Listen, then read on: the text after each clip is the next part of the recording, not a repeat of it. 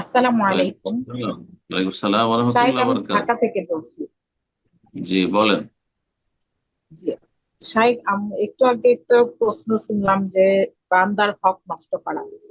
তো জি অ্যাকচুয়ালি আমরা তো অনেক সময় বান্দার হক নষ্ট করে ফেলছি এবং অনেক সময় দেখা গেছে আমরা মাফ চাইতে পারি নাই।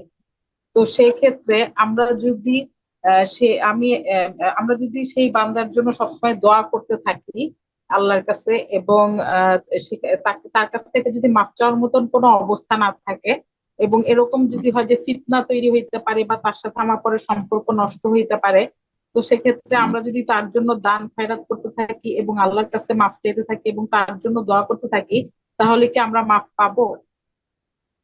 হুম। প্রথম কথা, বান্দার হক সবগুলি একই স্তরের নয়। বান্দার হক নষ্ট করা সেটা ছোট অপরাধও আছে।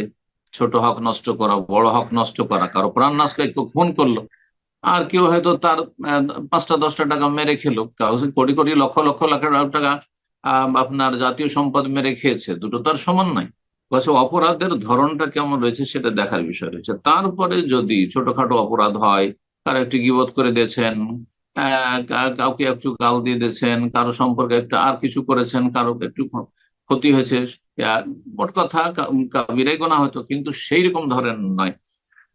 তাহলে আপনি যদি বলতে যান, বিশেষ করে গীবত করার পরে, তার দোষ চর্চা করার পরে, চুগলখড়ি করার পরে, একটা মিথ্যা কথা বলার পর যদি বলছেন আপনার ভাই এই টাকা করেছিলাম বা আপনার এটা আমি নিয়ে নিয়েছিলাম, তো অনেক সময় সম্পর্ক নষ্ট হবে। তো এই ক্ষেত্রে ওলামারা বলছেন যে তার জন্য বেশি বেশি দোয়া করেন, যেখানে তার দুর্নাম করেছেন, বদনাম করেছেন, সেখানে তার সুনাম করেন, ভালো দিক রয়েছে সেগুলি চর্চা করেন, এবং তার পক্ষ থেকে সাদাকা করেন। ইনশাআল্লাহ আল্লাহ তাকে রাজি করে দিবে এবং আল্লাহ মাফ করে দিবেন।